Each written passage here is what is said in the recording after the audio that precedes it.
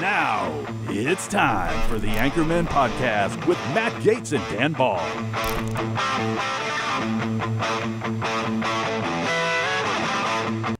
Every superhero gets the sidekick they deserve. Batman had Robin, the Lone Ranger had Tonto, and I have Vish Burra. Vish, thanks for joining me as always. I was looking forward to getting the hot takes on this New York mayoral race. I mean, we've had a number of your buddies from the mean political streets of New York on the Matt Gaetz show recently, talking about this guy as a rising figure. I was kind of looking at the messaging. And on conservative media, it's very curated. It focuses on his desire for universal basic income, kind of an open borders energy, I get the sense. But there was a populist message in there, well packaged. This ad I saw, it impressed me. New York is suffering from a crisis, and it's called halal flation. Today, we're going to get to the bottom of this. How much does a plate of halal cost right now from this truck? $10. $10. Chicken over rice, lamb over rice, $10.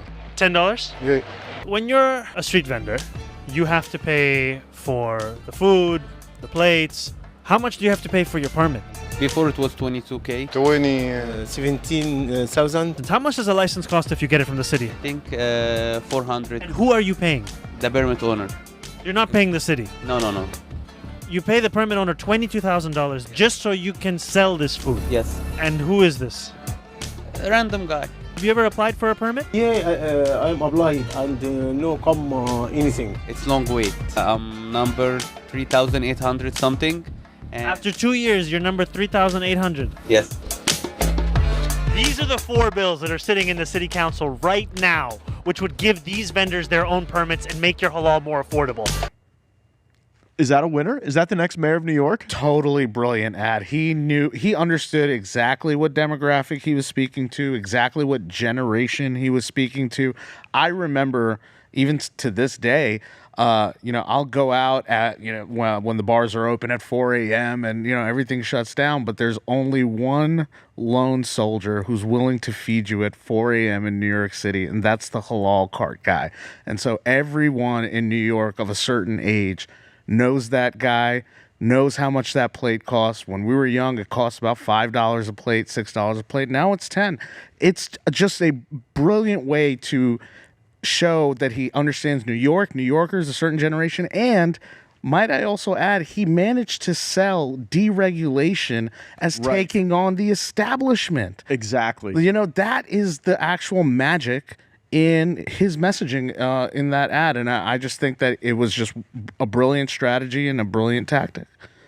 There was a real Zoomer energy to it. I mean, there was a real sense that it was an authentic interaction he was having among New Yorkers as one of them.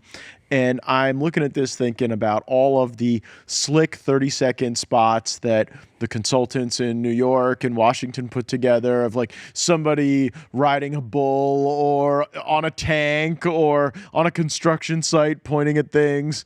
And it kind of seems like this is the wave of the future, especially it's not just anything to knock down the Cuomo dynasty in New York. Like, these are people who don't lose elections in New York. And he did it. Did he have considerably fewer resources? How did he fund this? Well, I think a lot of it was small dollar donations. I mean, there's talk of him coming from a wealthy family and all that, but really a lot the money kind of didn't matter here. I think that you could see just through the campaign how it all ended up in front of us, right? Like, for example, one of the things that he did, there were these policies that he's talking about. State-run grocery stores, freezing the rent, things like this.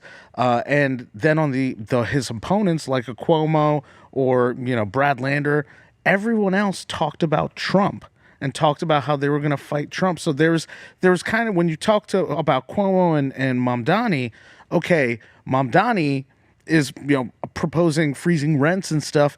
He might be a psychopath, but he wants to govern the city, as opposed to like Cuomo, who might have been capable of governing, but he wanted to run for president, right? And that's why he's bringing up Trump and all this stuff. And I think that kind of showed where the priorities are, and a lot of people were just like, at least he's talking about me and or like the problems that concern me and not talking about Trump. And so I think that there's a certain angle to that. And I just think that there was an authenticity to his campaign. Talk about the big long walk. Oh man, this is I thought, a lot of people, there's many people can pick their favorite brilliant spots of this campaign. My favorite one is where he did this walk in Manhattan from the very tippy top of Manhattan in Inwood Heights all the way down to Battery Park. That is not a short walk. And he filmed the whole thing throughout the whole day, just shaking hands on his way down there. And you know what? That does a lot of things. First of all, he showed that he did the walk. 2, it shows that he's young and energetic and vigorous, right? And 3, he went and shook hands and showed that all those different demographics and sections and areas of the city, it's very diverse as you get from the north to the south, and he went and shook hands with all of them. This is the way of the future. And again, the authenticity is what really breaks through with this guy. The finance bros are in total freak out meltdown mode right now. The finance bros see this as a real reshaping of the economic image of New York City, the business image, the ability they're going to have to be able to accumulate wealth, to be able to spend money. And you've got some of these strong Democrat voices really wondering where they're going to put their support. So here's the question. Did they ultimately co-opt this guy? I mean, we've seen so many of these figures like AOC. Are you telling me AOC isn't co-opted? AOC was kind of the Mamdani of her time. Yeah. Because she was going to come from the streets of New York, be authentic, fight for socialism, take on the establishment.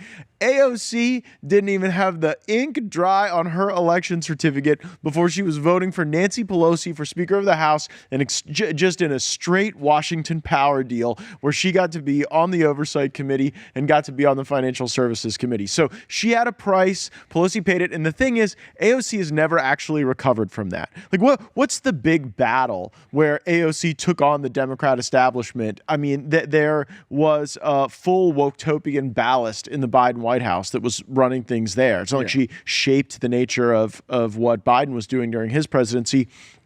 And so does this guy go down a similar path, or is he able to maintain some distance from those forces? I think that, first of all, he will be, because I don't think this is a one-to-one comparison in that regard. Yeah, maybe they're similar in ideology or tactics, but their field and environment is actually way different, and the seat that they get to sit in is way different.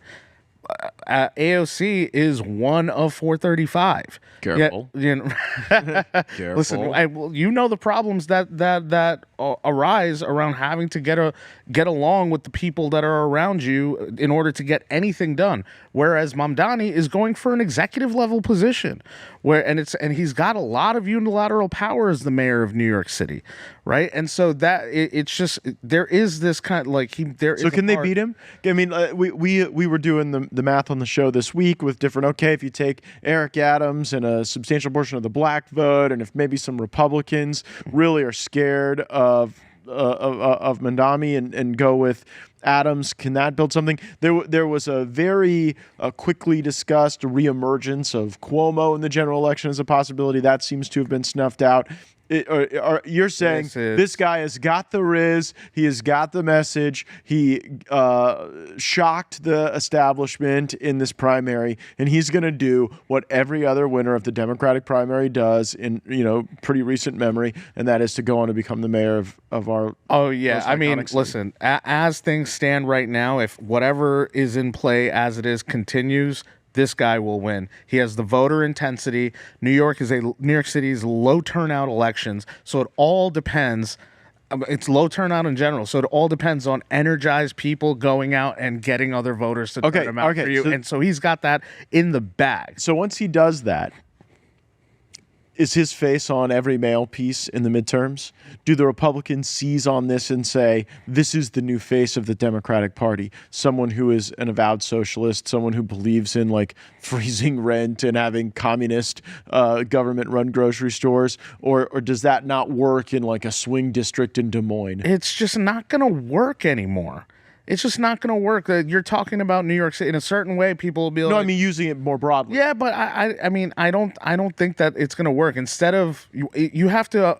It's better that we try to crack why he won, as opposed to just kind of using him, because we can use him whatever I say doesn't matter. He's going to be used in that way as sort of this, scare figure in the off years, in the run up to the midterm, right? Like they did to Marjorie in 2021, right? I think they'll use that, but I don't think it's not going to be as effective as anyone's going to hope. All right, so there has to be that person that's the archetype, right? We saw Democrats try to scare swing voters with the out of context statements by Marjorie Taylor Greene, or that I remember giving a speech and talking about the Second Amendment in Silicon Valley, and then they spliced it together like I wanted to see people executed in Silicon Valley, which was totally bogus and false. Right. But if you're looking at our side, obviously they're going to use Trump. Yeah. Jasmine Crockett is my nominee. Jasmine Crockett is my nominee for the face of the Democratic Party. She's been that.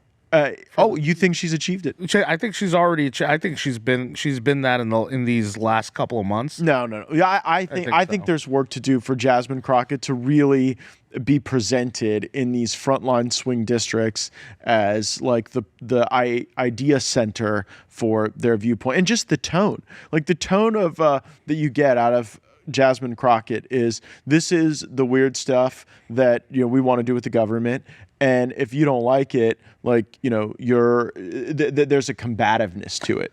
Well, I think when I say that, I think she's already being she's being primed for that.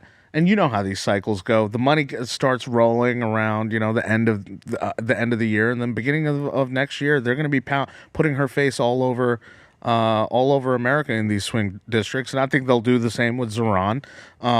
Clearly a literal self-described socialist. So I mean that's not hard. But I do. Who do you think is the most valuable Democrat surrogate in the midterms? If those are the boogeymen, who do they look to and say, this is who I want in my district campaigning for me in these frontline areas? Yeah, that's actually a great question. I haven't seen anyone who's really been capable of doing that. I mean, that's why they're defaulting to the fighters. Yeah, but you gotta do the exercise with me here. Obama was the chosen closer, right, in 2024, in 2022, in 20. I mean, he has been the perennial closer, and it just didn't kick the same way this last time. If you really get into the math of where Trump reshaped a lot of these precincts, it's in these urban areas where people just weren't going to show up for Kamala Harris, and Obama was who they were sending to Detroit, to Philly. So I think that you got to think about, does anyone today eclipse that? Does a Gavin Newsom eclipse that? If you're in, think about like the Mike Lawler district that the Democrats will definitely come for in New York. Yes. Does Gavin Newsom play to that crowd? No. Why not? Gavin Newsom doesn't play to that crowd because we're in a big, state with its own rep like New York, and Gavin Newsom, the number one thing that he gets painted even amongst normies is like, how did you mess up California? That's the number one question anybody has. Like, how do you screw up a perfect state?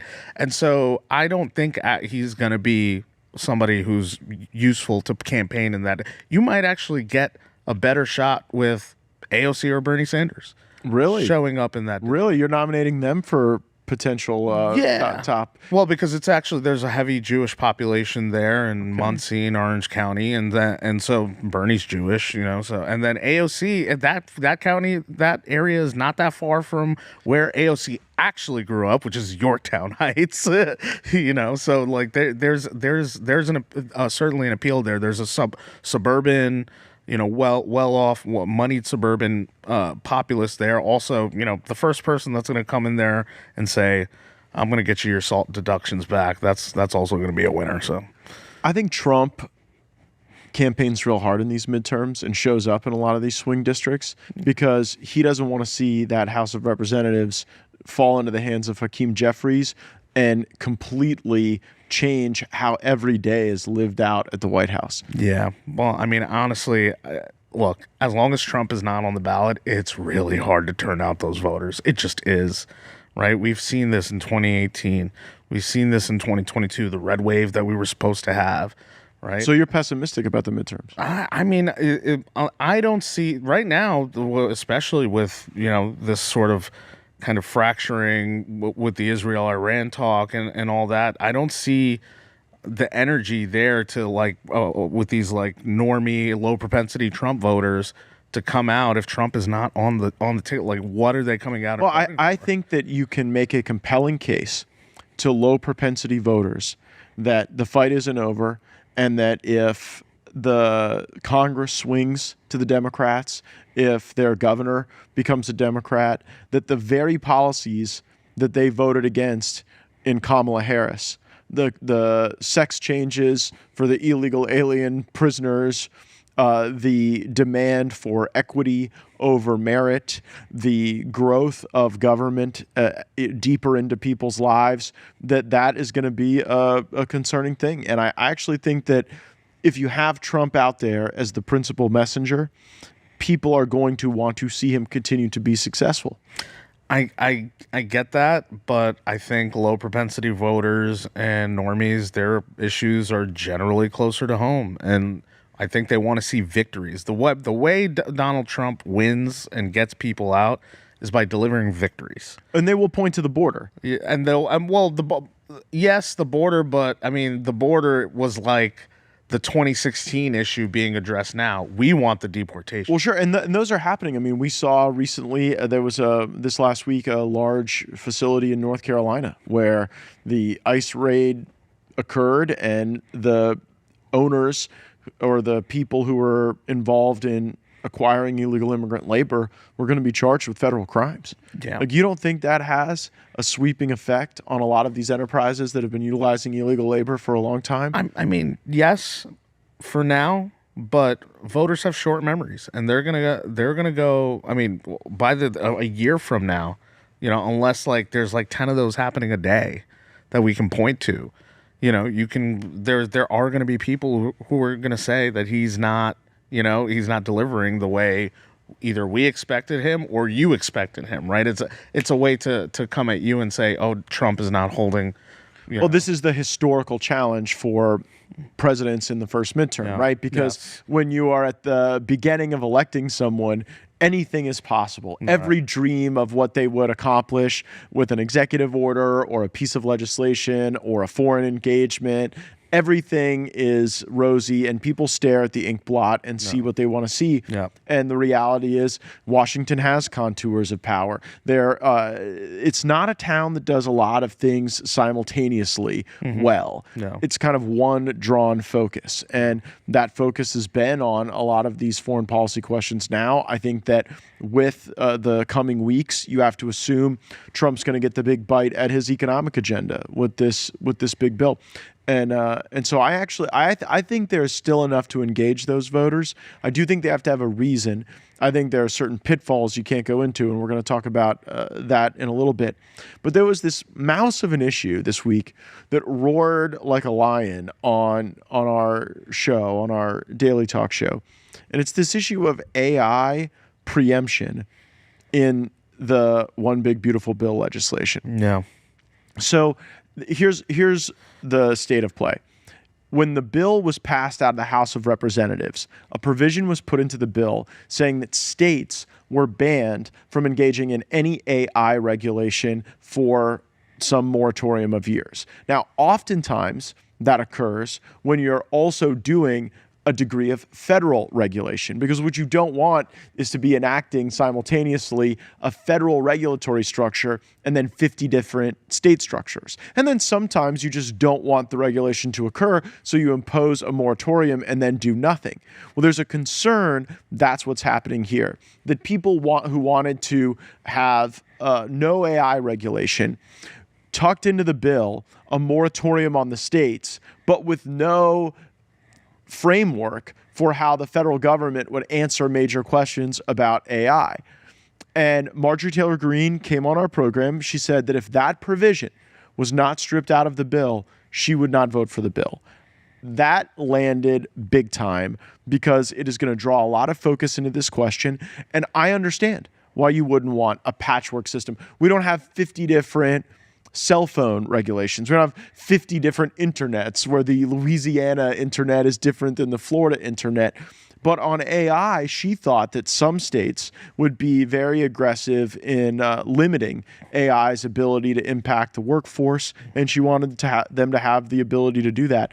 Is this something that's going to break down on partisan lines, Republican, Democrat, or are you going to see kind of a corporatized position on this and a more populist position, Vishbura? I think that this is going to fracture actually multiple different ways, right? There's actually a bunch of questions that are rolled into that, right? Marjorie brings up actually the kind of the social cost question and the economic question, right? What do you do when you have X thousand amount of truck drivers or, longshoremen that are out of a job overnight because AI has taken their jobs, right? How do we address that? Even if it's happening in my state, how do I address that? And if like you said, if there's no framework, there's that aspect. Then there's the ethics aspect of it too, where it's like, what should we allow the AI to be able to train on and what not to be able to train on, right? That's also a question. Then there's the corporatized question, or even actually the national security question as well. If we're trying to compete with China, right, on their AI and they're training their models on data that, just binging on data, and we're over here fretting about whether or not you're allowed to train it on Mickey Mouse, and Disney's up in your grill about that, right? Then it's being hampered. Is Florida or Disney, anyone allowed to address that in the first place? Well, so these let's are do all that. the questions. Let's get into that question, because you know what I think it's really analogous to? Space. In the 90s, there was this belief that Russia, the United States, would be in a space arms race. And Bill Clinton really diminished the investment the United States made in space arms because he didn't want to ignite that type of an escalatory environment.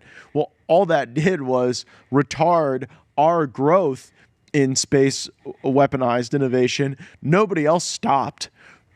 But our advantage was really collapsed in a short term of years. Now we're a lot smarter about that. Now we have offensive and defensive R&D in space. We're not even sheepish or shy about it. And I wonder if that's kind of like what it's going to be with AI, where if we've got this advantage because companies like ChatGPT or XAI or Anduril or United States-based companies that utilize a lot of AI, Meta.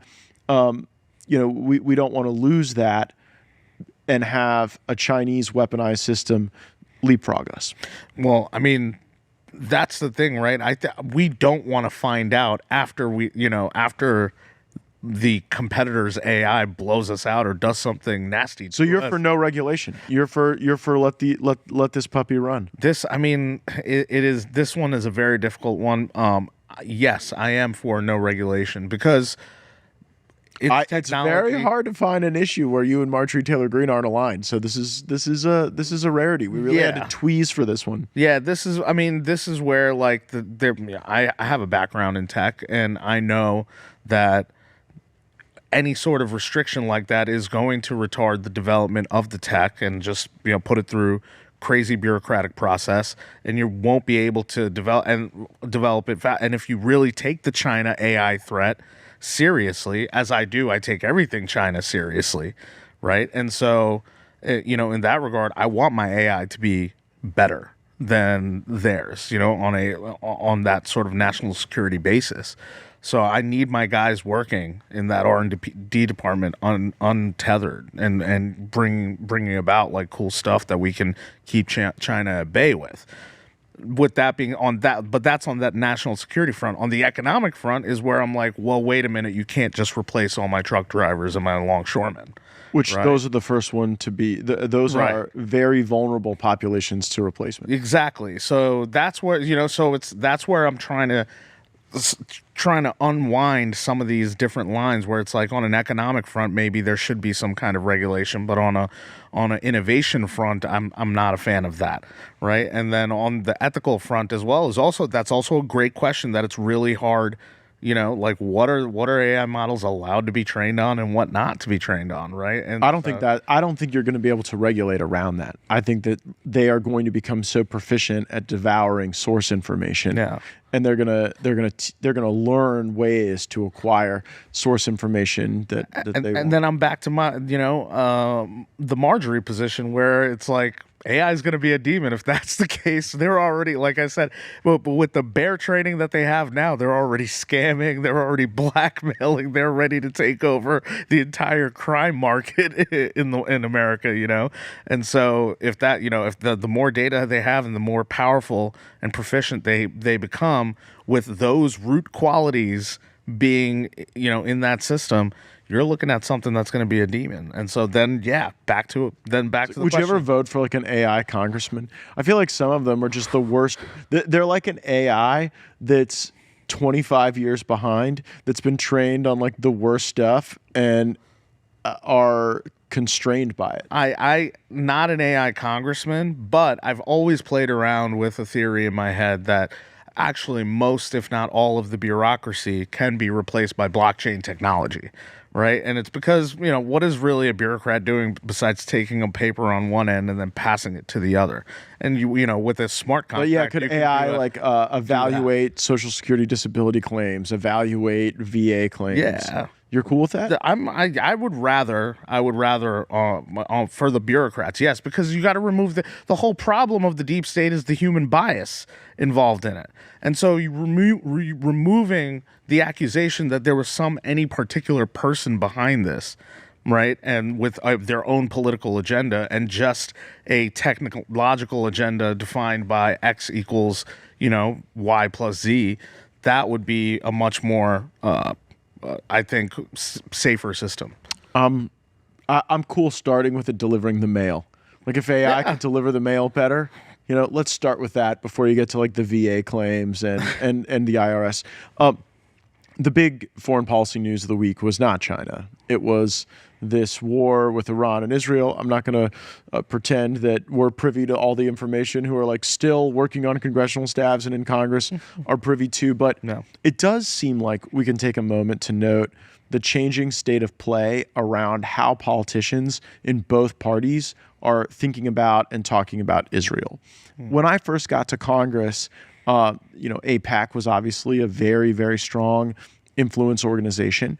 And there just wasn't a political incentive or an incentive otherwise to speak an ill word of Israel. And it was very bipartisan.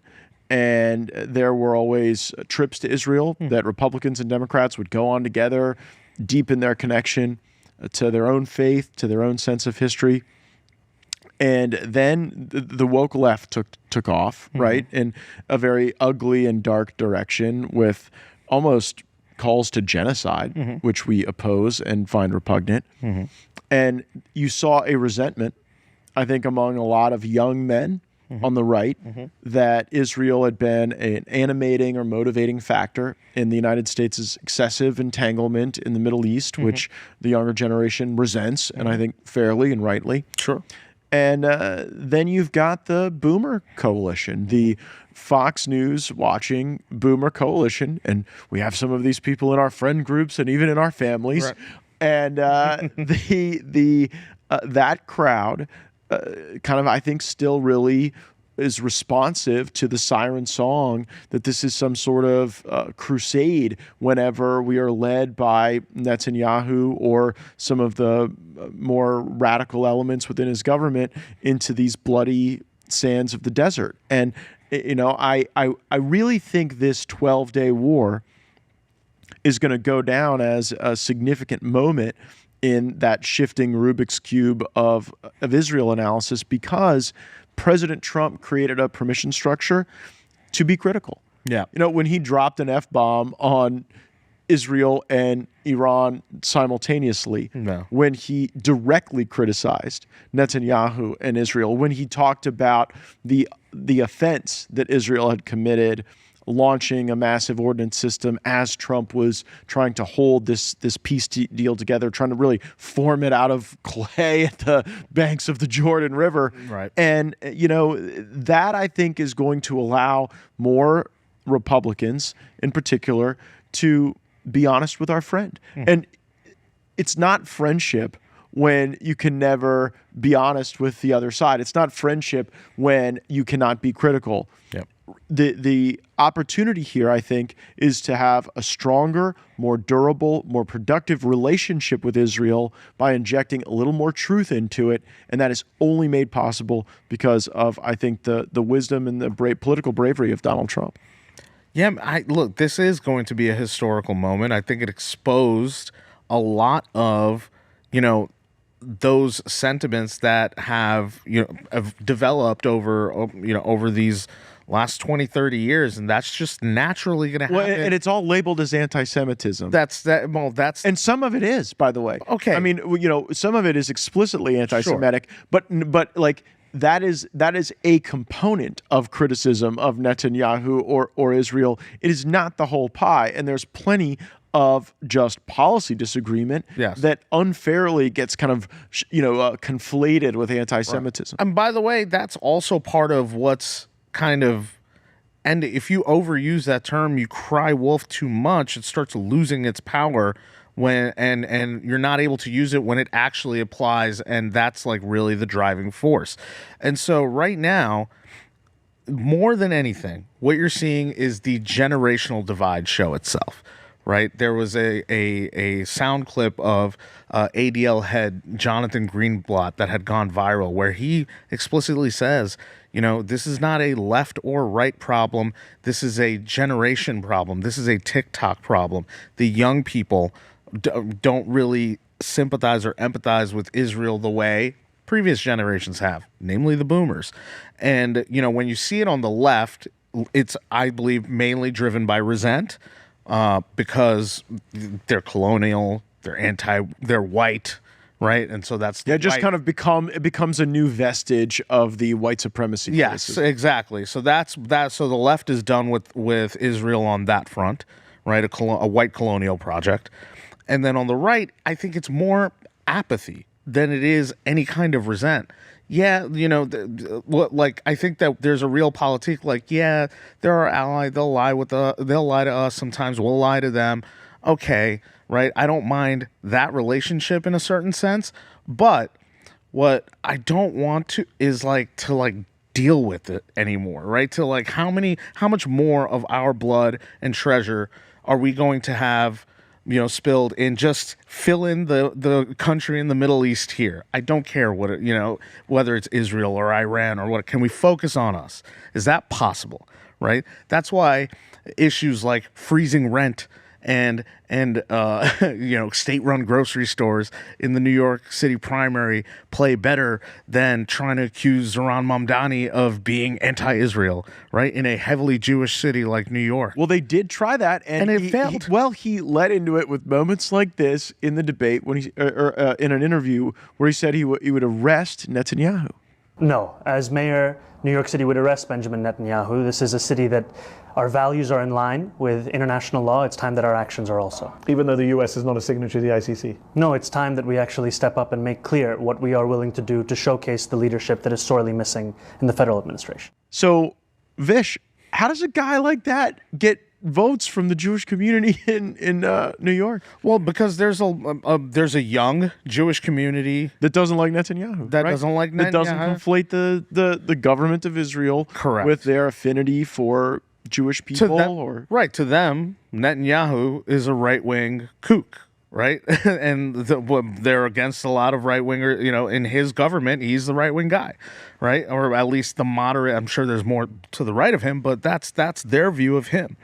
And there's a split down the Orthodox Jews versus the Reform Jews, and all that. It's a diverse religion too, and so there's different people, different sections of this voting for different interests. But yes, even that's split, right? And so when you split up the Jewish vote in New York City, right, then that's where even this bloc is not able to kind of stop this guy from who would arrest Bibi. And Trump seems to have come out of the 12-day war, I think, with a lot of respect from the foreign policy realism community that this strike didn't draw us in to an extended entanglement in the Middle East. And at the same time, I think, maybe not Mark Levin, who's breathing in and out of a paper bag heavily, but for a lot of people who consider themselves pro-Israel, they would say, well, here Trump did something good for Israel. I don't think he lost really anything from either side. There are a few voices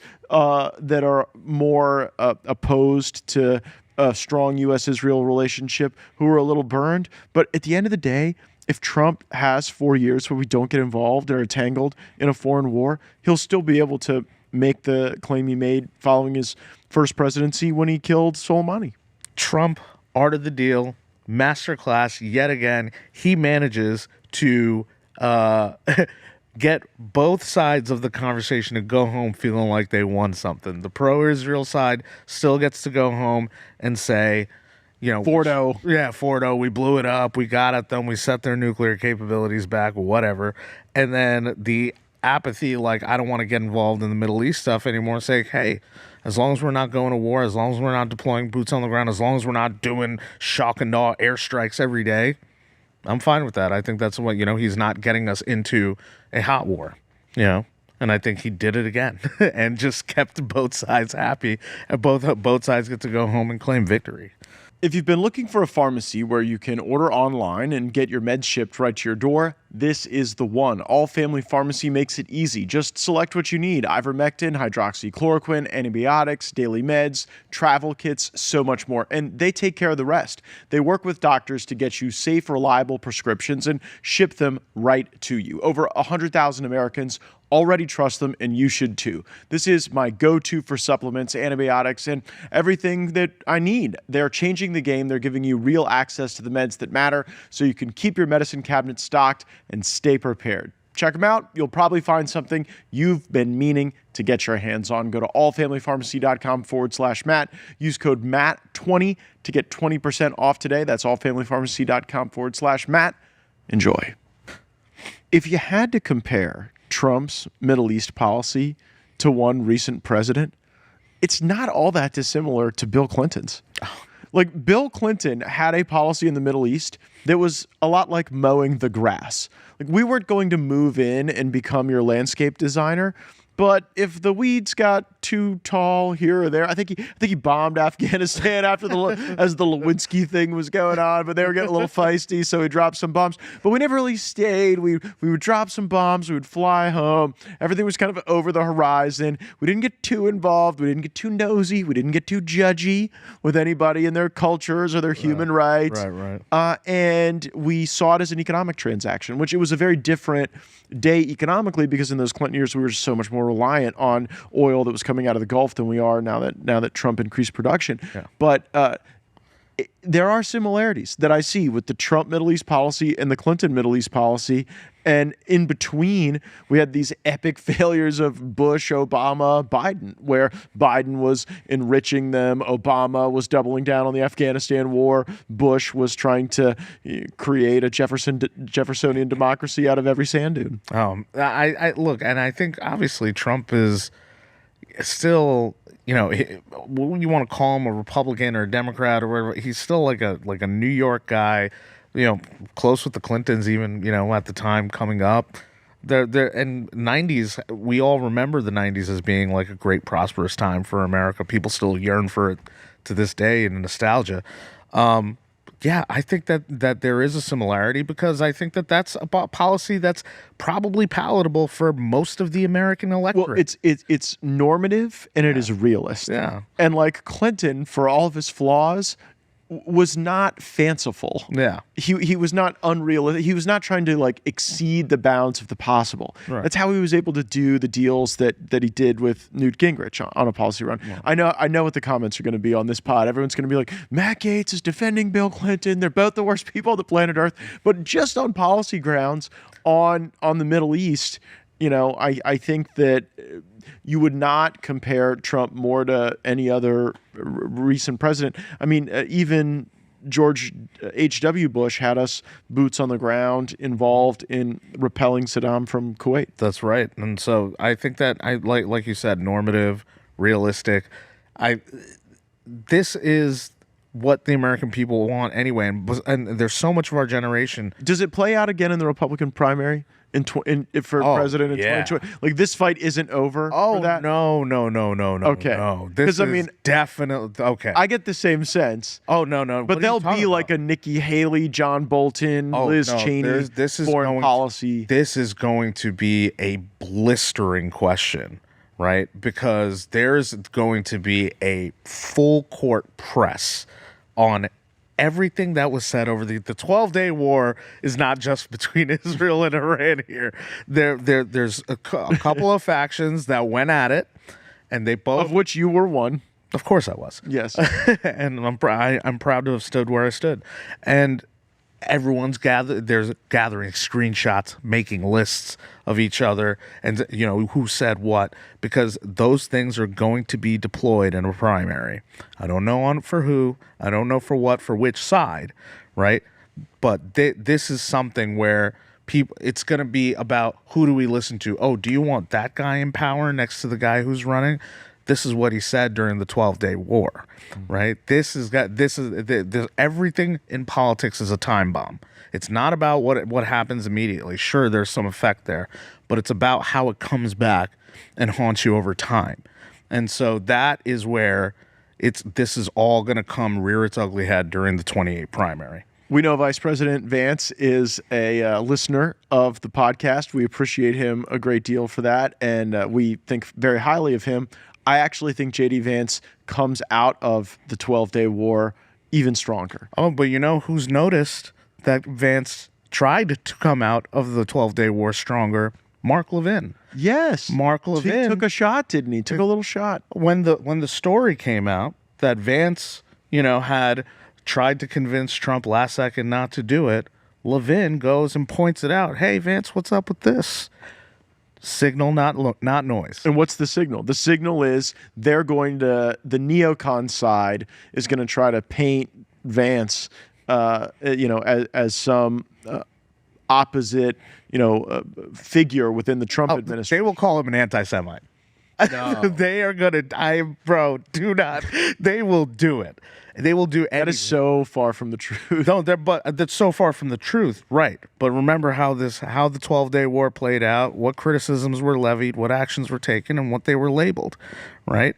And so this turning a mountain out of a molehill.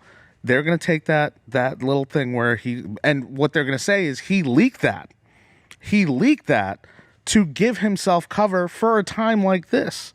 To say, oh, yeah, I was against the war the whole time, right? And so then they're going to be like, yeah, he did that because he still wants to keep the anti-Semite vote on his side, right? The woke right vote. I'm telling you, they're going to do it. They're going to do it. So when you say they, I want to think for a moment, who will be like the neocon champion rising in 2028? This is not even hard. I know the answer. This is not even going to be difficult. The answer, they cross over. The answer is 1, 2, 3. Ron DeSantis. Right? The crossover between the people who showed themselves during the 12-day war and who showed themselves through the great influencer battles of 2023, 2024. If you laid the lists on top of each other, they are practically identical. So it's going to be Ron DeSantis who's going to be deploying these attacks. So we could imagine a 2028 presidential contest where you've got like the foreign policy realism folks, J.D. Vance, who we like a great deal, Marco Rubio, who we like a great deal, and then there's going to be the neocon kind of Nikki Haley lane. Right. And you think that DeSantis goes right into that? That'll be a very well-resourced lane. Oh, yeah. There'll be a lot of money for those who are willing to repeat the talking points that, peace through strength means invade everywhere and invite everyone. Yes. No, that's exactly that's going to be the lane. Like you said, it's well funded. And, that's where, and it would be very interesting. Who else, if for whatever reason DeSantis doesn't run, what figures in the Republican Party do you think are like yearning to occupy that lane? I mean, I don't think Nikki Haley has a shot anymore, but she might be the top pick after that. I think she does run again. You think she does run I again? do. Oh, yeah. I think running for president is an itch that doesn't go away with one scratch. Oh, well, Especially for a gal like Nikki Haley. and Nikki would be the top one on that. Okay. I think that there is somebody. Tom Cotton.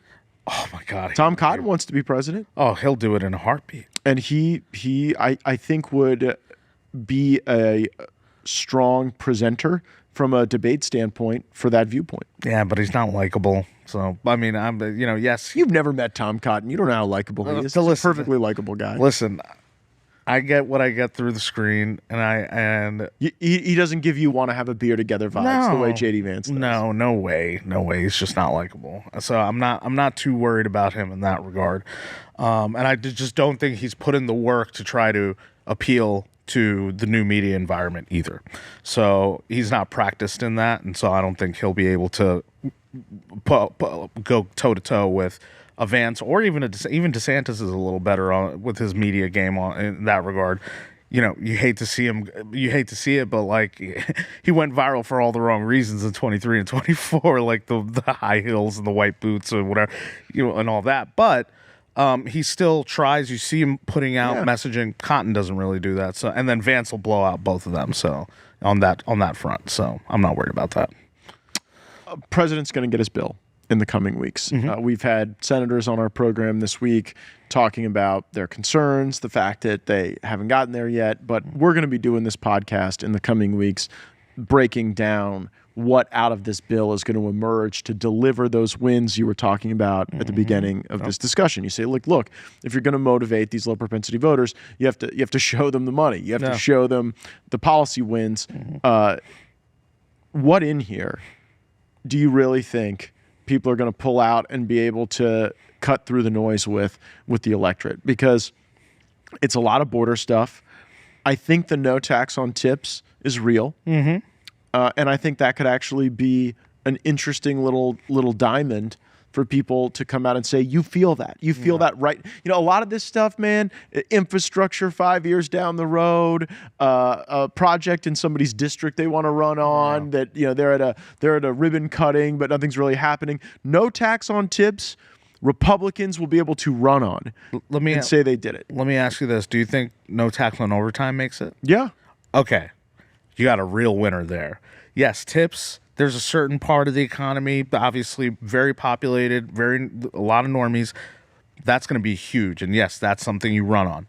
The no tax on overtimes, that is going to be critical for those young working class white men that we've been pining for in the Midwest. Well, and a lot of the blue collar, yes, Hispanic men, black men, everybody. I mean, everybody, yes, but like there is a certain there's especially it's the young men with no families who can work overtime. Yeah, if you're in your 40s or 50s and you got a wife and kid at home because your generation could afford those things, that's what you're doing. But if you're some 26-year-old who hasn't been able to get a down payment and have a house, you haven't met your person yet to start a family, well then maybe you're actually picking up those overtime shifts. Yeah, exactly. So so I think that's going to be critical.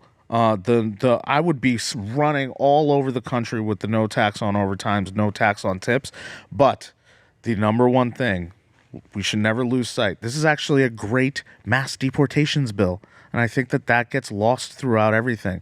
The funding for ICE. And then also, I think that so you actually think you can point to an increased frequency in the deportations, yes, and say this bill is why you're seeing this number, like the COVID counter during 2020. We should have something like that, and the faster those numbers go up, I'm telling you, that's going to push the votes. Oh yeah, that's just an easy illustrative way. The way Thomas Massey walks around with the debt clock counter on his chest. If we had something like that where it's going up nonstop, that is the kind of thing that's going to get low propensity voters out. Well, we shall see. Thank you, as always, for joining me. And make sure to always tune into the Matt Gaetz Show, 9 o'clock Eastern, 6 Pacific, here on One American News. You can follow me on X at Matt Gaetz. Tune in next week. We'll have more Anchormen for you. Want to see more great videos like this? Click on the link below to subscribe to OAN Live and watch Dan Ball's Real America and The Matt Gaetz Show on Dish Channel 212. Tune in, subscribe, and watch today. I'm so excited when we get our Merriweather Farm shipments in. You get a beautiful piece of ribeye. Look at that marbling. Now, I take it out of the package, let it get down to room temperature. All I've got on here is a little salt, a little pepper, and then a little avocado oil. And then I've had my pan preheating with a little oil.